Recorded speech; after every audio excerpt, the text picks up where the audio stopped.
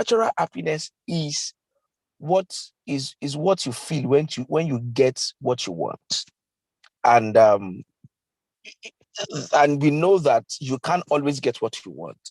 So this evening, I would actually like to just focus on what is called synthetic happiness.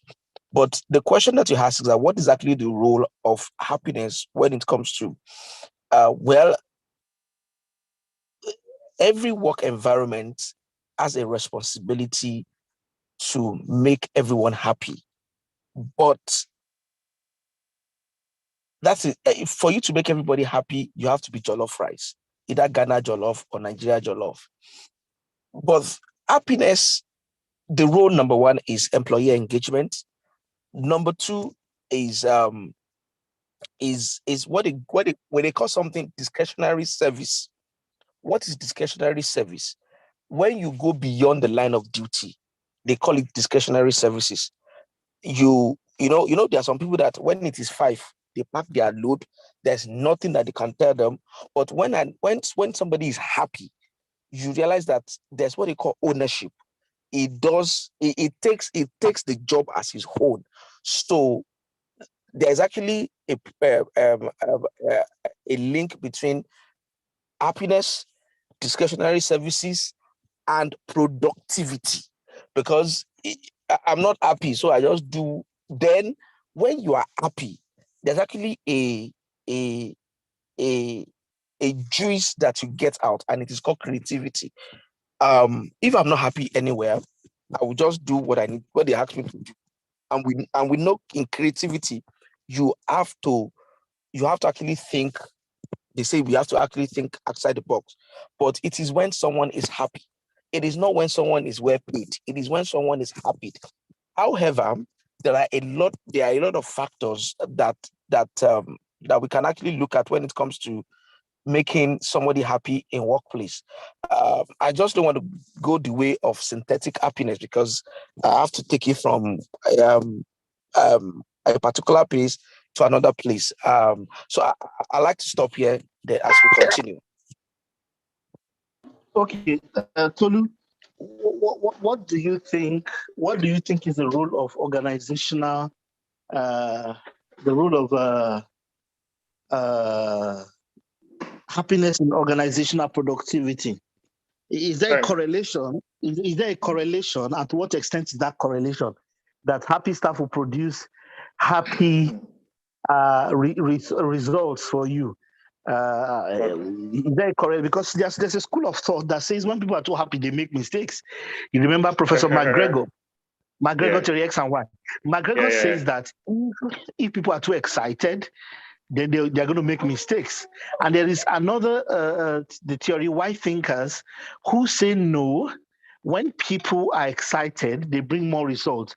Because in Nigeria, maybe because we have been children of the military era, in Nigeria, when people are too excited, that's when they'll be making mistakes.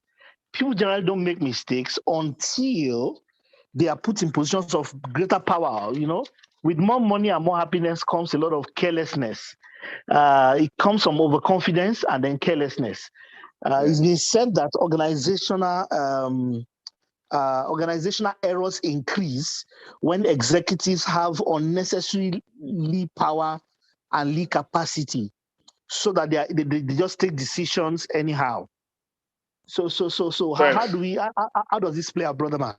Thanks, Adeoye. So basically, you just said it. So there's a difference between happiness, okay, and overconfidence, and making mistakes. So first and foremost, if you are not happy, right? If you are not happy, like my brother just said, like this is said, if you're not happy, you just do what is expected of you to do. And to be honest with you, people tend to make more mistakes when they're not happy than when they are happy.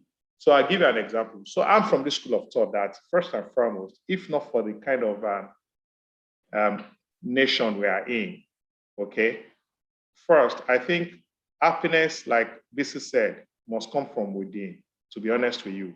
So I'm from the school of thought that you cannot motivate a man that is not motivated, okay? And once a man is not happy, to be honest, he can't be motivated. You understand what I mean? So let me give you a simple example, because when I speak, I like to speak about myself. Then I like to see how it translates to my productivity as a person. And of course, I will now use my current organization, and I'll give you some background about us. So first, I mean, Dewey, when he was introducing me, he said, so I'm a facilitator, right? So I facilitate. Trust me, if you don't pay me a dime, if you don't pay me €1, I'm more than happy to keep teaching professionals project management. I mean, I've had people that have come to project management class till tomorrow never paid. And I didn't really care much, because for us, right, it wasn't about the money. For us, it was more about, there's this joy in impacting knowledge and so we are like apostles of project management. I don't know if you understand what I'm saying. So if you ask me today that my current job, if I'm not paid, will I still do it? Yes, I will still do it. Why would I do it? Because one, I have a passion for it. Okay. So, and for you to have a passion for something, you must be happy doing that stuff. That's what it means. And of course, when you are happy, there's no way. It's like Mr. Shola said, happiness is contagious. Or Dewey said, happiness is contagious. See, if you are happy, let me give you a typical example again. When you get to work, you're wearing a white shirt, you sit on your desk, you put your hand on your desk, and maybe the cleaner hadn't cleaned your table before you got there. You have a stain on your white shirt. It can spoil somebody's mood for the rest of the day, and that can also affect productivity. So for me, I think happiness, to be honest, has everything to do with our productivity, because once you're happy, it's a psychological thing. You are happy, you will deliver more. So now, people that are happy and overconfident tend to make mistakes. I don't think happiness necessarily leads to mistakes, except you are overconfident. I can do this. I can do that. They take decisions without thinking deeply into them. So I was going to now relate all of these things into my current environment. Yeah, I work for Dell, and in Dell, there was one time we were about 50 staff, and we're practically doing less than 30 million USD in sales a year. Today, we are just about 30, and we've tripled that same sales figure. What do you think is happening here? Because the people you have, first and foremost, are happy with their job. So it's so much a cordial family, right? So it's no more a job anymore. It's like a family for us. So if you do something I don't like, I step to you immediately without even letting the next man know. I say, hey, dude, hey, I didn't like what you did there, And if you have an explanation for what you did, you tell me, hey, Tolu, this is why I did what I did, and I will also understand, without losing the focus, right? Without losing the focus on the common goal and objective. Oh, hi, I have one of my guy here, Yemi Dali. Hi, Yemi. So, and I can confirm what I'm saying to you, because Yemi and I have worked together as well. So that, I realized that we are lesser people, but because we are happy people, productivity has increased, and we could even see it in our sales revenue. I don't know if you understand. So in a nutshell, happiness has a correlation, a direct proportion, is directly proportional to productivity for me. So I also say this jokingly for the married men or women in this workshop. If your home is not at peace with you, right, and the whole world is at peace with you, you are not at peace. That means it's going to affect. I don't know about any other person. If I have an issue with my wife and I go to work, it affects my productivity because I just keep thinking about it. But guess what? If my wife is happy with me and the whole world is not happy with me, I don't care because my wife is happy with me. I don't know if I have a witness in the house. So for me, I think happiness has a direct proportion or is directly proportional to productivity for me. So for people that make mistakes, like you said, or people from the school of thought that, people make mistakes when they are over happy, I don't think it's the over happiness that led to that mistake. I think it is more of overconfidence that led to that mistake. Thank you. Thank you, Tolu. By the way, Dali, welcome. Okwemi and I were in LASU together. It's a brother man. We were in the same class. A market guy. Welcome, Okwemi. Okay, so Tolu, I like to say, Yeah, brother man. Good to see you, bro. Tolu, let me ask you this: Have you heard about trigger happy policemen before? Yes, I've heard about that before. They loaded the bullet inside AK-43, gave it to policeman, gave him palm wine. Oh my brother, shooting. I'm sorry I used the bad word. He began to shoot. So here's the thought. Yeah. You see, when people have excess, I mean, and you've established the fact, thank you for that, by the way, that there is a positive correlation. There's a P and L component of happiness. That if your staff are happy, it hits your bottom line directly. You're saying there's a positive correlation between the X and Y axis. You're saying that from a people analytics standpoint, you are eating the bottom line of the business. You're saying your people will do more. And the V-Mobile example was a very great one, actually. Now, V-Mobile was the brand that we both worked for many years, and it was an exciting time. I mean, people were offered triple their salaries by guys like Glow, and nobody wanted to even touch Glow. Nobody wanted to go at that time. Not even MTN. There was just a mechanism. Glow was just the end of the world. Once you just get that 2222 number, it's as if you've granted access to the kingdom of heaven until the business changed hands and the environment changed. And then you found out that it was not heaven, it's actually still earth. Interesting case study. Then the name and the identity began to change over the years. Interesting case study for those who work there. Now, but you see, I have a question. Is there a correlation between how excited, or because you want to create a happy workforce, it's not far from overconfident workforce. How do you maintain happiness and yet maintain sense of decorum and seriousness? I'll let you go first, and then Coach BC will take it from there. How do you maintain a sense of happiness, create a positive energy in your workforce? Then I will let Coach BC have a go at the same question, because research has shown that when people have excess is when they think about second wives. Oh well. You see, the thing is that we are mixing up happiness with so many things there, right? I think we are mixing up happiness with money and with so let's take the instance of the police that you mentioned, right? Don't forget, there's a lot of difference between myself and a typical policeman, that just went to police college, doesn't really have any other training beyond police college. How much is his salary? He's carrying an AK-47. He's meant to be protecting people. Then he gets drunk. Okay.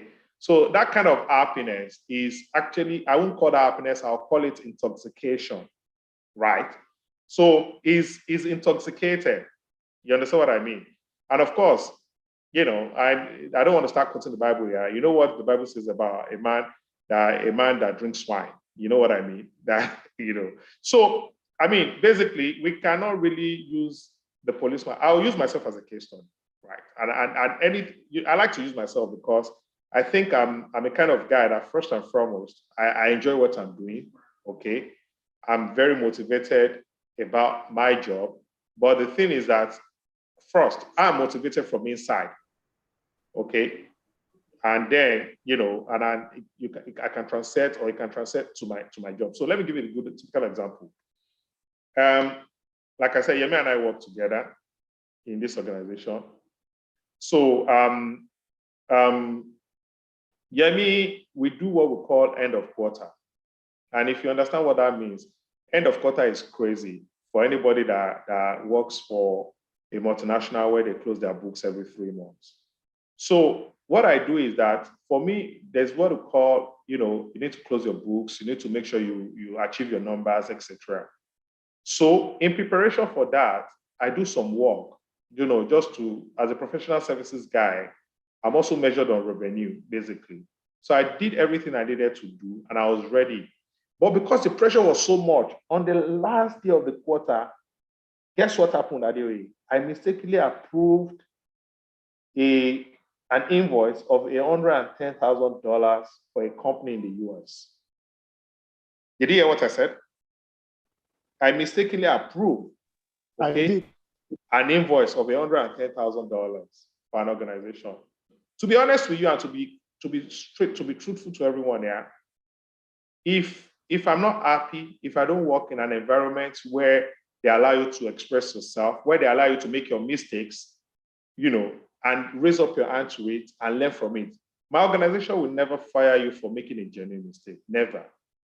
What they will just do is they will take that mistake, they will blow it out to everyone without necessarily mentioning you, right? And make sure it's kept in our archives as a learning point for every other person. So people don't fall into that same pit anymore. I don't know if you understand what I'm trying to say. You understand what I'm trying to say, guys? So yes, nobody, not even the auditors, could pick that thing out. Guess what happened that day? The day I realized I made that mistake, I flagged it to my management. You know what that means? I could be fired, But I just called my manager. I said, hey, I just called my manager and said, hey, yo, boss, there's a big of an issue here. And they said, what is it?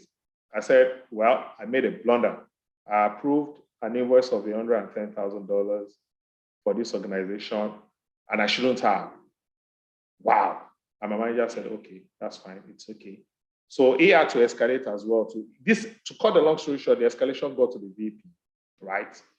And when they got to the VP, and the VP asked, I didn't talk to the VP because VP is way ahead of me. In fact, between my manager and the VP, we still have a director. You know what I mean? So he's still 2 steps higher than my manager as well. And the VP, this was my manager talking to me in confidence now because, he came to Nigeria, and we had a one-on-one and we discussed the whole thing. And he said to me, Tolu, this was going to happen. One, we had to get the company to send us a credit note. That means we had to recover that money back from that company, number one. Number two, the VP was like, we need to take this guy to HR, okay? But my manager said, no, I'm not taking this guy to HR. And the VP said, well, why don't you want to take him to HR? Why should he approve an invoice? In fact, before he gets to that approval, I ought to have done 2-3 steps before he got to that approval. But don't forget, I said to you, I'm always proactive, prepare everything down. I just start closing everything. You know what I mean? Now, how come I went through step 1, step 2, step 3 before I approved that invoice, right? But you see, my VP is not a food soldier. My VP doesn't even know how it works. You understand what I mean? But the guy was right, to be honest, that, okay, I went through, there are checkpoints. How come I went through all these checkpoints and I approved, But my manager says still, number one, Mr. VP, nobody discovered this, not even the auditors. This guy saw this blunder, raised up his hands, and I think the worst thing we can do is to take this guy to HR. What I think we can do is there are other things. So what they did for me that year was, I was meant to get increment, I didn't get that increment. So my appraiser, I was a flyer, but I didn't get an A. So in my appraiser, because of that simple mistake, I wasn't scored an A, and I didn't mind, to be honest, because, and that's why I was going to say that, look, you can be happy, you can motivate your staff, and money is not the motivation, to be honest. It's actually openness, fairness, and openness and fairness, I think, and your ability to trust your leadership. I think those are 3 key things for me, right? If I cannot trust my manager, believe me, I won't really be motivated on my job. So let me just round up. To cut the long story short, I had a manager that was a very good man, very fair. I made a mistake. I got punished for it. But I didn't even mind the punishment because indeed I made the mistake and I shouldn't have made the mistake at my level. And I shouldn't have made the mistake looking at the processes the organization put in place.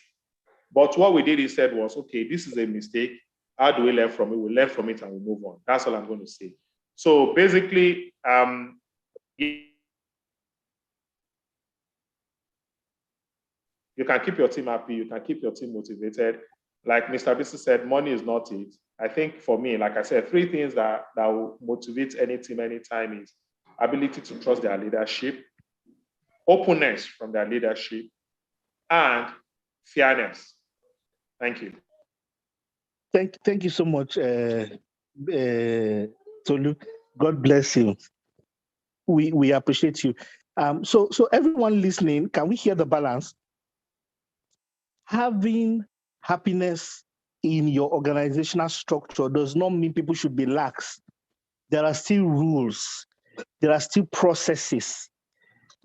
Yeah, and there's something Tolu subtly referred to. Tolu subtly referred to the idea that you are able to manage happiness to the degree of your internal maturity. Tolu said because he is very matured, he is able to manage freedom. There are many of us that are not matured yet, and we are not able to manage freedom. With great power or great levels of happiness comes greater responsibility. We must be able to manage the freedoms we have. Being free is not an excuse to now exercise all of the points of your freedom. This is a very powerful point to take note of in the design of organizational happiness as a culture of productivity. Thank you. So, Coach BC, over to you. Coach BC, you're a behavioral scientist and you have a lot of experience and expertise in organizational development and organizational psychology and all of that. What do you think about that point? How do you institute happiness as a way of life, yet ensuring discipline? Because some people don't really know where to stop. Some people don't have the common etiquettes, for example, that an office or a job process requires. So how do you still ensure that they deliver and they are not lax? Coach BC, can you hear me? Hello, Coach BC? Yes, I can hear you. I can hear you. Okay. Please go ahead, please. In fact, the word freedom that you mentioned would actually help me to just tie something together, because the conclusion of Gilbert at Harvard when it comes to freedom and happiness is that when you have much freedom, you are bound to cheat, to lie, to circumvent processes. And when you are bound, quote and unquote, you are happy with your choice. Let me give you an example. And I'm going to start from the beginning when I say this, and you would understand now. If you're dating a man and that Coach man BC, picks it. Coach BC, Yes. Repeat that statement again. And who is Gilbert? He's actually an happiness guy in Harvard. You could the guy studies happiness in psychology. Professor of happiness from Harvard. Yes. Psychology of happiness professor from Harvard. Okay. In fact, the way you worded it, that's what it says. He's a scientist of happiness. So he studies science of. What did you say, sir? Of happiness. I know him. I just wanted you to define who he was. Now, all right. Say that same statement again before you break it down, please. He said that. So the conclusion is actually not him and his other colleagues. And I'm going to take you through the research that he did. He said when you have much freedom to choose, you're bound to lie, you're bound to cheat, circumvent process, and you won't eventually be happy. But when you are restricted with a particular choice or a set of choices, you would take one and you will synthesize your own happiness yourself, and you will eventually be happy. And people think that when you synthesize happiness, it is not as good as natural happiness. Like I said the other time, natural happiness is when you get what you want. Synthesized or synthetic happiness is when you generate happiness within yourself and you don't get what you want.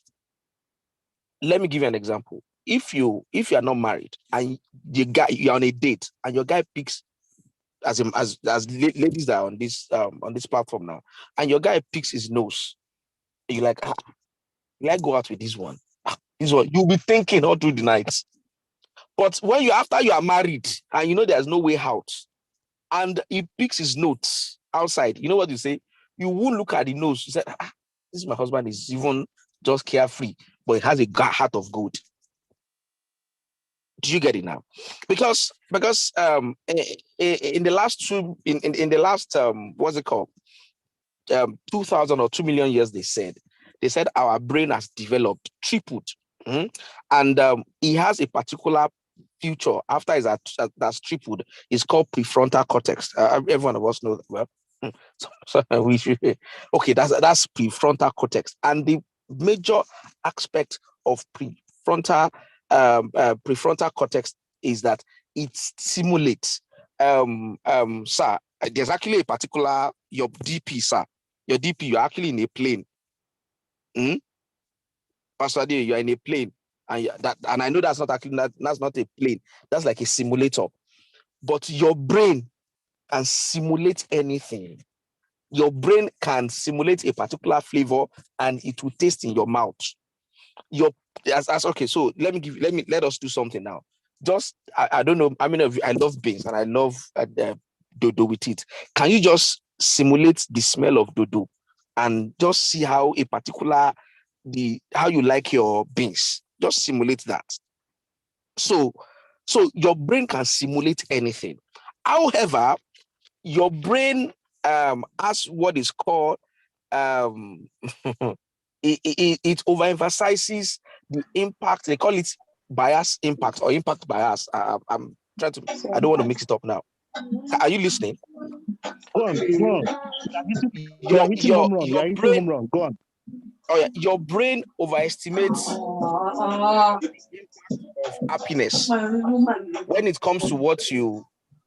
There's actually a particular sound coming from somewhere. Your brain overestimates its own power of simulation, that it thinks sometimes that when I have romance, I will be very happy. When I have that job, I will be very happy. When that heartbreak happens, I will be very devastated to the end of my life. Do you understand? That's why when somebody breaks up with somebody now, the one at the other hand, the victim, we think, I will never come out of this thing. I will never come out after 3 months. In fact, they said that trauma, as in trauma, if there are no other things that are involved, should not last more than 3 months. Why? Because there is actually a coping mechanism that we have inside of us that can generate happiness. Are you listening? But so you don't have more than 3 months.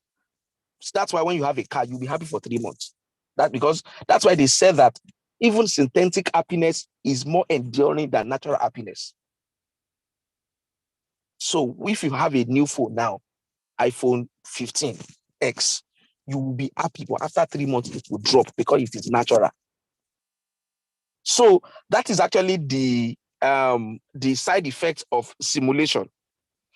So they now but they now said our brain has what is called psychological immune system, where it works to keep us in a state where we can deal with our world. Let me give you an example. Let's imagine two people now. The guy wins, somebody that wins, let's say $30 million now in lottery, and somebody that just lost his job probably today. And if you are from outside, you would think the guy that just won a lottery would be very happy. And the guy that just lost his job will be very devastated. Come back 3 months after. In fact, the reverse might be the case. The guy that lost his job will have actually generated what they call psychological immune factors to help him to cope with that system if he knows that he has that power. I think, I don't know. I hope I'm not going beyond the scope of conversation. I just want to know. Not at all. Please go on. Not at all. All right. So they now did. That's why when you see someone that has gone to prison for 37 years, so they interviewed that person. I said, "How was prison?" Said it was very glorious. What is glorious in prison? It's because over time in that prison, he realized that there was no way out. That the best way to cope was to just synthesize his own happiness. In fact, they said that when the guy came out, the guy did not commit that crime. It was because they exonerated the guy because the technology had advanced and they were able to use DNA, and he was exonerated after 37 years. And he said he was not feeling anyhow against the man that lied against him. So we can generate our own happiness. So I want to wrap it up now and talk about freedom. So in Harvard, doctor, professor, and other and the professor and his colleagues, they did a research. They call students. They said, if you are interested in photography class, come. So they will teach you dark room, blah blah blah blah. And I said, okay, go to campus, snap your best lecturer, snap your best friend, snap your best. Do you understand? So the guys in classes, they snapped everywhere. So then I said, okay. Then I said, you know what? You will only be able to print 2. You know why? They didn't tell them they were doing any research, because you will print 2. Because if all of us print everything we want, we don't have the resources. And you know this class is free. He said, yes. All right, print 2. So each student printed 2. Then I said, all right, you know what? We have to divide you into 2. One, the group 1, you have to take 1 out of the picture and you can't come back again. All right. Second group, you can take any of the pictures. So if you don't like it, you will come back and keep changing it and keep changing it and keep changing it. So they said, for you, you can't take, but we'll come back in the next 7 days if you are happy with what you've chosen. That's what I was talking about, freedom. If you're happy with what you have chosen. Okay. But so they realized that almost everybody that they gave the freedom to come and return their own pictures, that is the control group or group B, every one of them was coming back saying, I don't like this picture. They will take another one. They'll come back, I don't like it, I don't like it, I don't like it, I don't like it. They keep changing it. After 7 days, they said, the first group, they said, this particular picture, that they didn't give opportunity to return the picture. Did you like it? They said, yes. Wow. The other ones, even though they kept changing it, they realized that the level of happiness among this group really dropped. That's talking about happiness and freedom. They now, like 2 months after, they now announced the same. They now announced the same program. I'm about to wrap up now. They now announced the same program that, okay, we want you to come and have free photography class on campus. Then I said, but it has a condition, no. You are going to print 2. You are going to print 2, but you will only be able to take 1. Or you allow to change and change and change and change. Ladies and gentlemen, 66% chose freedom. 34 chose, I will take it once and I won't look back. And this is leading to something here. Even though they didn't know that they had opportunity, the freedom will not give them happiness eventually. People still wanted freedom. But the ones that will choose one will be so this is what happens. It's just like when you want to make a decision. In decision, it is called incision. That means you have to forget about another set of factors and you're going to take one. They said that if you take one, you will be happy. So they now realize that, well, that's what, the first statement I made, that freedom in a way does not give us happiness. Let me give you an example. So people are excited in a particular place. They need to have control. So even though we are a lucky, how do they say it? A happy going set of people, it doesn't mean that you have to come to work by 2 p.m. It doesn't mean, you understand? So even when it comes to happiness, for them to be able to generate that happiness very well and maintain that happiness, it has to come with control. So this is actually even for individuals, if you have opportunity to, if you have a pair of shoes, you will love it. Sometimes if you have to, or you have money to buy another one, you keep buying. I'm not saying we can't buy. Do you understand? I'm not saying we shouldn't have varieties, but I'm saying that it's been proven that when you are in a particular situation, and it correlates with what Bible says, in all things you give thanks. In it, you'll be able to generate and synthesize your own happiness. Thank you. I hope I made sense, huh? I hope I made sense. You made a lot of sense. That was wow. What you're saying is that number one, synthetic happiness is stronger than natural happiness. It is. That actually people must be able to create joy in their spaces. Yes. That natural happiness at times creates a sense of false expectations about how life should be. Yes. That real life in and of itself is endangered by the pursuit of happiness at the level at which you are pursuing it, because it Thank is you like very a much, mirage. Sir. Thank you very much, sir. Sir, It's just like, sir. So let me cut you, sir. It's just like when you say, when I get married, I won't have problem again. I will live in this. You know what your brain is doing? Your brain is lying to you that that the momentum of happiness that you have initially is what will take you through the marriage. Wow. Wow. Wow. Wow. Wow. The other thing you're saying, the second thing you're saying openly is that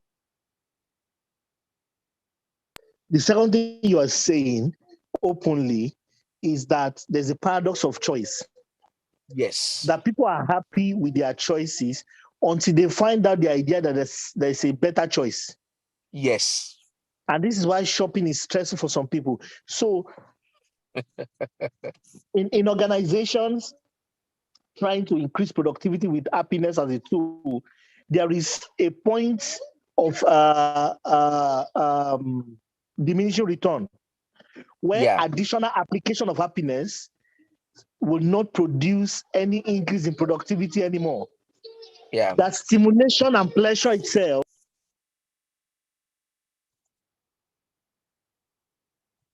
in itself can literally lead to excess when we are not looking for pleasure for the sake of pleasure's sake, which is why the Bible says that they that give themselves to pleasures are dead in this world. Yeah. And we must still realize that, like Tolu, who is the executive for East and Central Africa, so West and Central Africa for Dell, there are consequences to actions. No matter the pressure of happiness and the laxity of the environment, there are consequences to actions. That was a brilliant one. And thank you for summarizing the thought of the good professor Gilbert from Harvard. Unbelievable paradoxical thinking when it comes to happiness and feel good psychology, which is one of the problems of our generation anyway. And a lot of Christians actually looking for happiness so much, our prayer point and most of our theology is built on the thought that God can answer all of, and my God shall supply all of my needs. And I hear believers singing songs like, I will never suffer, Jesus suffer for me. Excuse me. Paul the Apostle said, in sufferings, in fastings, in beatings. He said, in all of these things, we are more than conquerors through Christ. The Bible says, count it all joy when you go through diverse temptations. So we must learn to be happy, even into your productivity must not be tied to happiness. Oh, I'm not feeling cool to this, I can't pick calls. So I'm not feeling cool to this, I can't do my accounting work. Excuse me. The first rule is to do the work with thanksgiving. So practice gratefulness even when there is nothing to be grateful about. Gratitude is the first rule, because artificial synthesized or synthetic happiness will last longer more than the natural happiness because of the production or the firings of the amygdala, AMYG. That's the pre-context, the pre-context in front of the brain. The firings there are natural and they are supposed to last for 3 months, whether sadness or excitement. 3 months. That's why if you get a new job, it's 3 months. Once you collect the salary, first time, second time, third time, it wears off. Yeah. But our brain tells us that once I have that new job, I'm going to be so happy. It's not true. Yeah. That's why we don't delay our happiness. So you don't say that, when I have the job, when I get married. Do you understand? Because marriage is going to come with its own wahala too. So you have to be happy in the moment, because seriously, what happens is that in marriage, or okay, let me use that context. I don't know why I'm saying this. Whatever attracts you to someone will annoy you eventually. So say that again. Whatever the point of attraction is, will be the point of nuisance. eventually. Wow. Whatever is the point of attraction will be the Will point eventually of... be the point of nuisance. Wow. Wow. So you must practice happiness independent of what the attraction point or what your current. So Benny. we must learn how to not allow our juices get unnecessarily Yeah. pushed forward by our feelings and emotions and the brain. Yeah. Wow. Yeah. Wow. Wow. False And something about expectations. happiness is that you can fake it. You can fake it. Over time, it will catch up with you. Mm. Mm. You can fake it, but over time it's going to catch up with you. Yes. Wow. Thank you, Coach BC. You're Coach welcome, BC runs a very thriving organizational development productivity coaching outfit as an executive coach. He's also a strong career coach. One of my brothers in the coaching industry, remarkable gentleman there. I love him and we work together closely on some projects. Thank you, Coach BC. I'll go to you, Tolu. Tolu, are you there? I need to now ask you some. I'm there 100%. I need there. And I really enjoyed BC's view because what BC has just simply done for us is taking it deeper. Yeah, thanks. Yeah. BC, that was a good one. Yeah, thank you, Tolu. So Tolu, I want to simulate some of our work as project managers. Remember, we worked together on some projects. Mm-hmm. Where we're co-project managers. And one of the problems of the team at that time was that the team was always quoting that they were not happy. They were not happy. They were not happy. They were demotivated. And I remember that we used to do TGIF. Remember, we'll buy things for them. We'll contribute money at times. As a project manager, we wanted things to move forward. Yes. We created a positive energy and a positive environment. But for what Coach BC is saying now, I wish I were not pampering them. Are we really sure that... to be honest, I won't say we're pampering them, and I'll tell you why. Bro. I'll tell you why. So you see, there are for me, I believe that once you are happy, once you are working together, once you are in a work environment. Let me just say something, Tolu. Okay, please go ahead. Quick one. There's a positive correlation between happiness and productivity up to a certain point.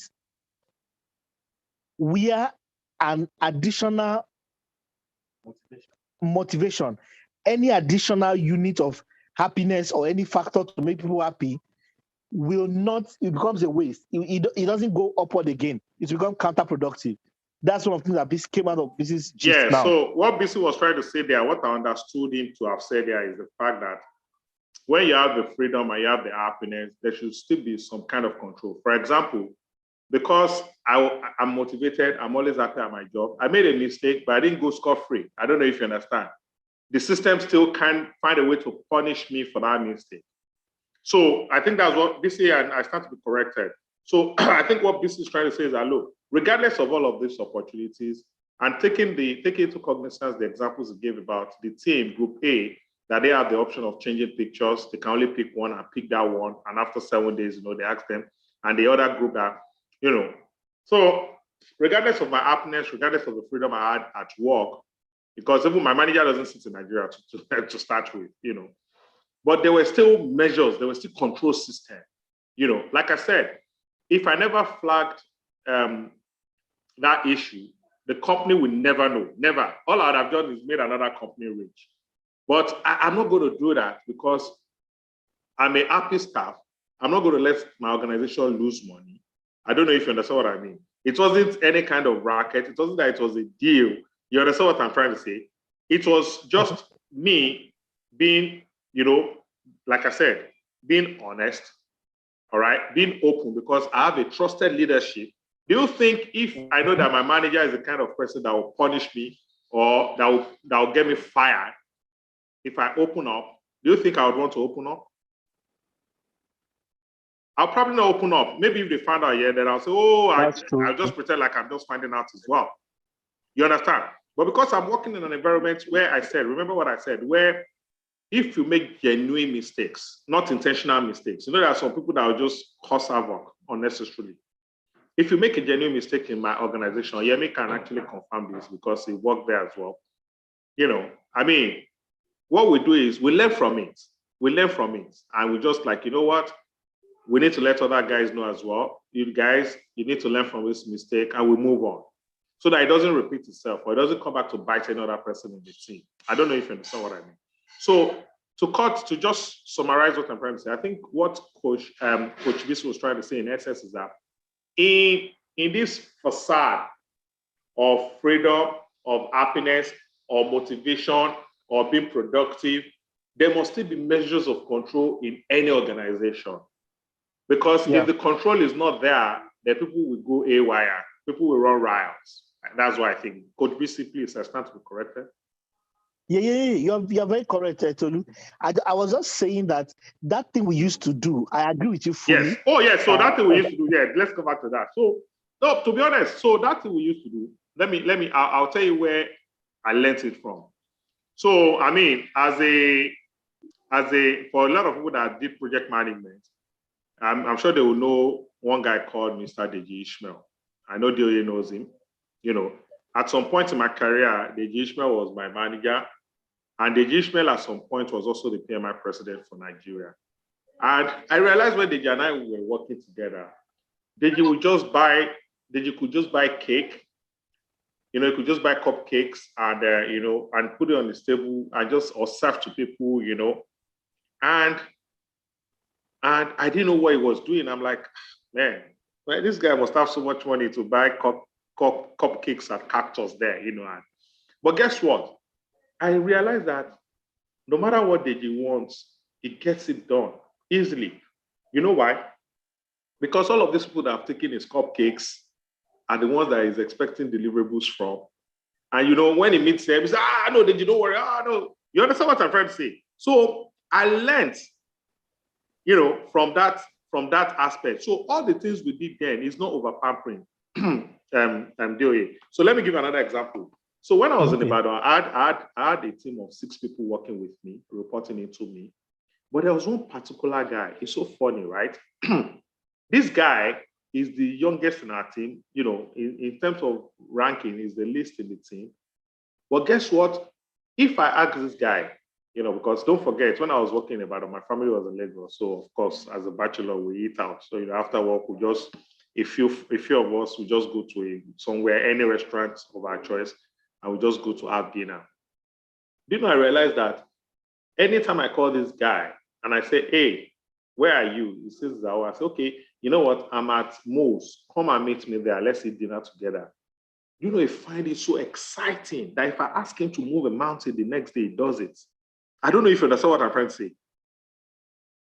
So I realized that was, so long and short, I had to understand the strength and weaknesses of my team.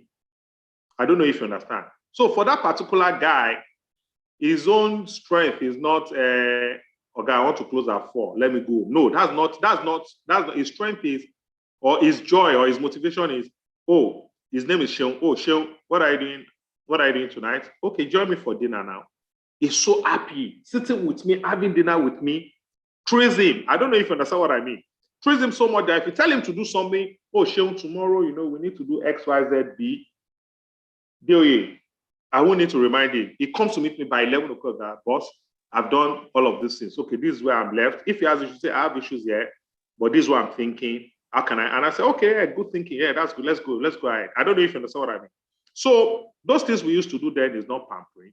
What it does is that it also makes people, you know, it creates what we call bonding, and people also wanting to like, oh, this guy is not bad. You know, I mean, you know, because one of the most difficult resource to manage in any organization are the people. Okay, but the most scarce resource to manage is time. I don't know if you understand the difference between these two statements. I get you. Yeah. For time, once we miss 12, what's the time now? 8:44 p.m. on the 14th of July. We can never recover 8:44 p.m. again. So that's why they said time is the only resource once spent can never be recovered. I don't know if you understand. But the most difficult resource to manage in life is not time. The most difficult resource to manage in life are people.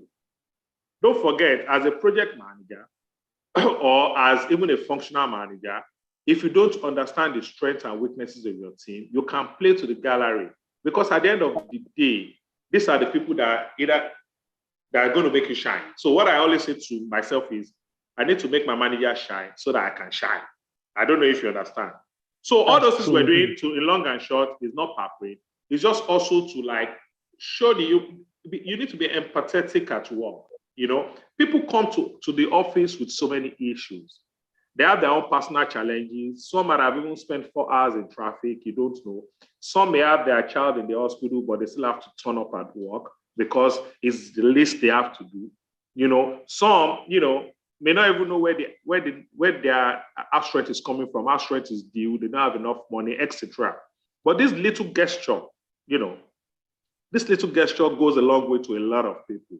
So I don't think, just to close up, I don't think it's pampering.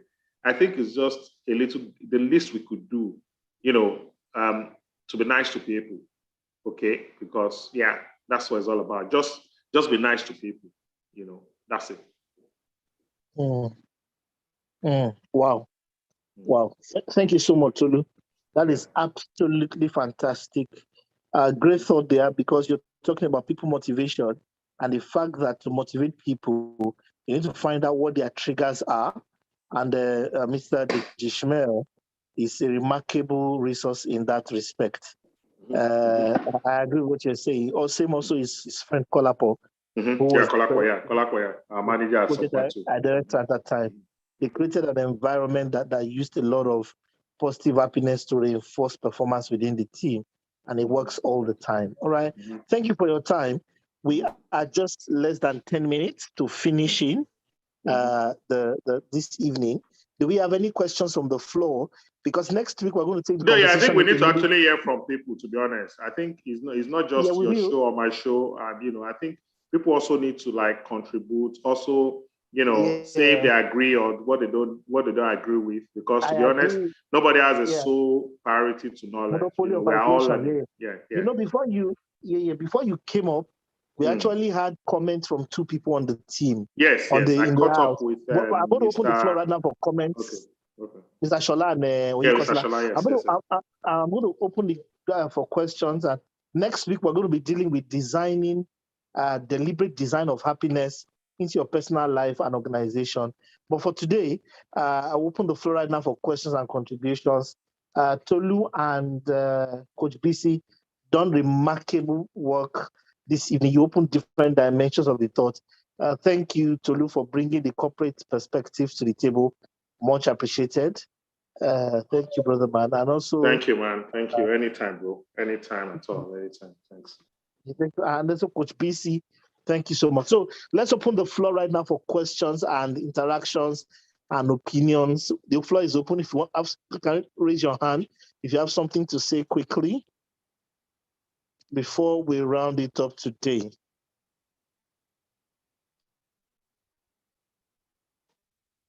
Etoyosi is raising his hand or her hand. I can see Etoyosi's hand up.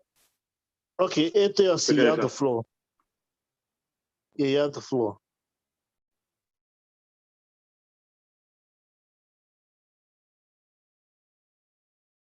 Etoyosi, you have the floor.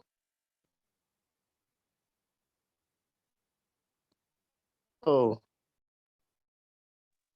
Etoyosi, hello. Oh, he said his hand wasn't raised up. Sorry, so I think I missed it up. Okay, sorry. Okay, do we have anybody who wants to contribute? You have a conversation, you have something to say about the conversation? You have a contribution, a feedback, a statement before we go on? Can we hear from Yemi, please? Yemi, I would really like you to talk. You know, I mean, some of these examples I've given you, I mean, you have the experience firsthand. I don't know if you want to chip in anything, please. Thank you. Hello, everyone. Good evening. Yes.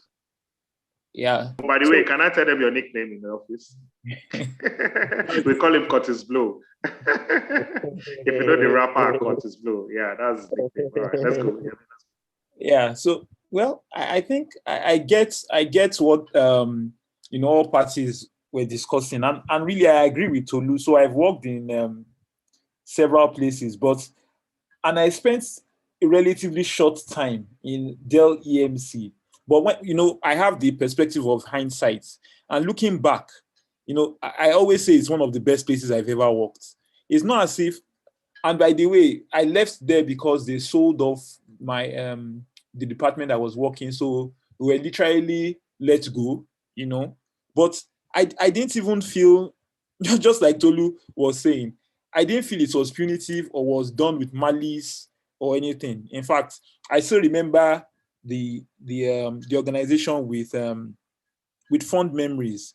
So, and they actually took special care in fostering. I don't know if happiness is the right phrase for it, but the end results, I'm not sure what they put in the soup or the drinks, but the end result is that there's this kind of ownership. When you feel you own something, which is strange for a foreign company, or you feel accountable, then it means, just like Tolu couldn't hide the fact that he made a mistake.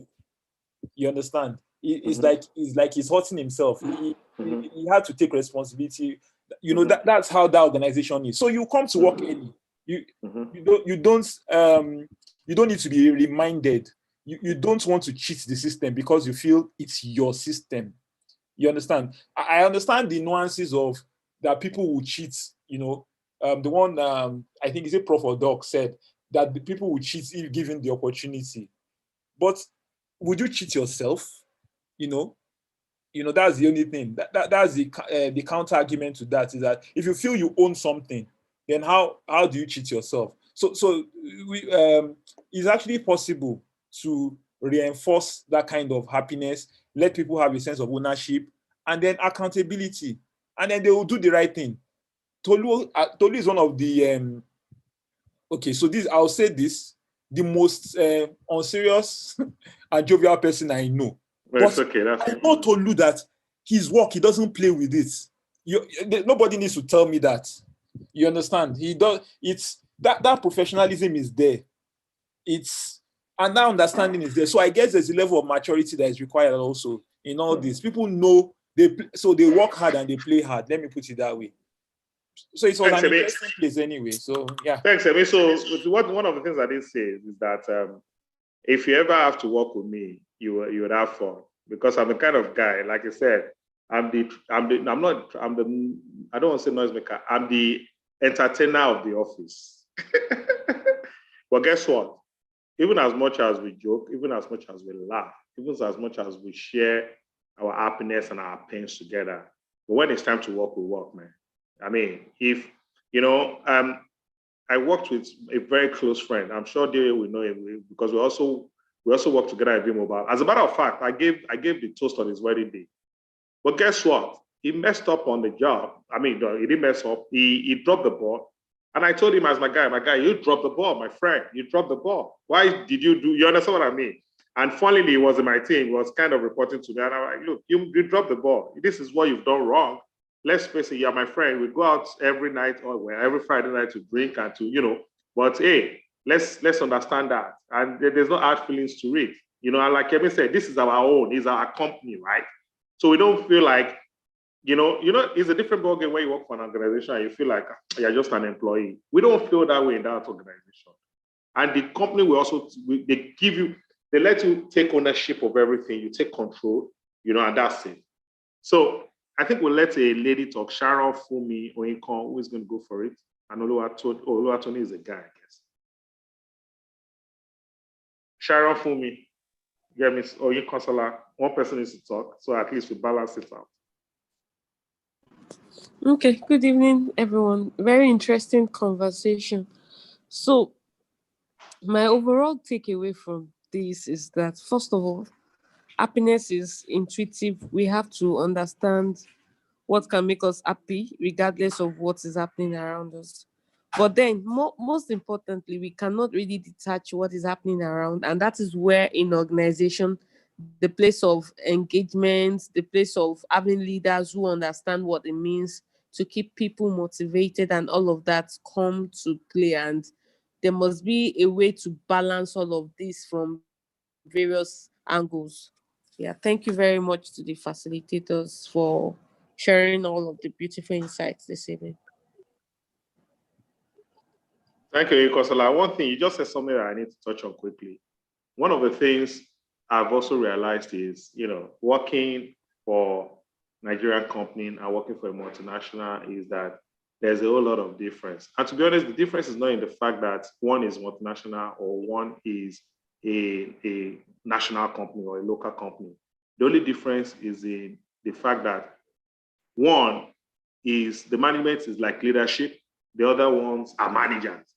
There's a wide difference between a leader and a manager. And what I realize happens with most of the local company is that they are managers. What do I mean? A local company, your boss in the local company wants to feel like alpha and omega. They want to feel like, oh, your destiny is in my hand. Before you can go on training, you have to wash your gas car, or you have to say yes sir, yes ma'am. When that is not necessary, by the way, because it is a job that all of us apply to do. As long as they're not the owner of that job, we all beg to apply. I will either leave or they will tell us to leave, even in the multinational, by the way. But what I've realized in the multinational is that we have more of leaders. They don't even, it's on first name basis, number one. In every year, at the beginning of every year, I know my trainings, either local or international. I know I don't need to beg anybody. I don't have to say boss to anybody. No, And I also understand that the culture is different, by the way. But I just want to point out quickly that one of the challenges we have in our organization, maybe that's another program in itself entirely, is that most of the management are more of managers than leaders. That's the difference I've noticed. I stand to be corrected. And in a place in a place where the management practice leadership, trust me, people excel, people are happy because they get a kind of freedom a leader would bestow on his own team. Thank you. Sorry, I'd like BC to talk about that quickly in 2 minutes or 1 minute, please. What do you think? I agree with you. Could BC please react to that, please? And then we'll round up. Could BC? Sorry. All right. Thank you very much. I've actually been enjoying the conversation, and I like the perspective where you said that the aspect of leaders, having leaders, that's another for. In fact, when you said that, I said that's another discussion for another day, because you said something when you were saying that when you first related the story that your boss, the VP, did not even know what was happening on the streets because you were like the street guy, and you had someone that stood for you. Well, my own conclusion is that local, international, multinational, you still have people, but the advantage that multinationals have over local is that multinationals have been over time, and what are policies? Policies are mistakes that we've made that we've turned into laws, quote and unquote. Yeah. So over time, multinationals have restrictions that are not feasible, but we know. Do you understand? And they put some things in place, like first name basis, like open door policy, like, do you understand? Like 2-level approval, like different levels of approval. So these are, in a way, this actually still coming back to where we started from, that even though they gave them freedom, but the freedom, because we have to I don't want to seriously tip it to another level. And the even if it can be multinationals, it can be, we are still relating with people.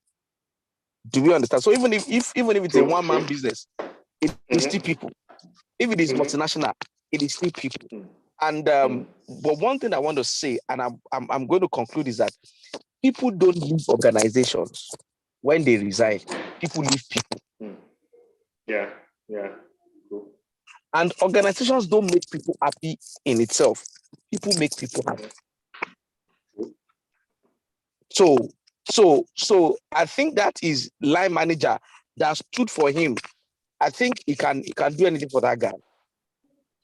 That's it, because he can do anything for that guy. So So it's so some of these things are not sometimes what we call loyalty are seeds that are sown over time that people harvest as loyalty.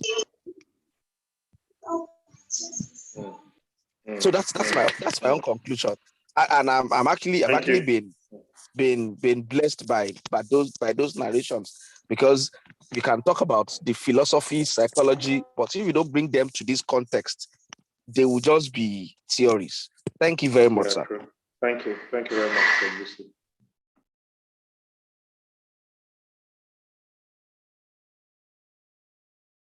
So, Pastor D, over to you, please.